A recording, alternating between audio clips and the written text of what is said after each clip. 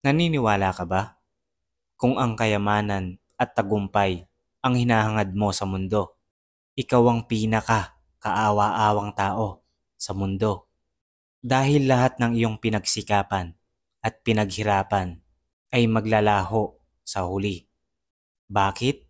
Ang sabi ni Jesus, huwag kayong magtipon ng mga kayamanan sa lupa na dito'y sumisira ang tanga at ang kalawang at dito'y nanghuhukay at nagsisipagnakaw ang mga magnanakaw, kundi magtipon kayo ng mga kayamanan sa langit na dooy hindi sumisira kahit ang tanga, kahit ang kalawang, at dooy hindi nanghuhukay at hindi nagsisipagnakaw ang mga magnanakaw.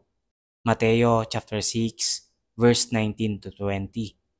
Kung naniniwala kang totoo ang salita ng Diyos, magsabi ng Amen at ibahagi ito sa mga taong pinapahalagahan mo at sama-samang itabi ang iyong mga kayamanan sa langit.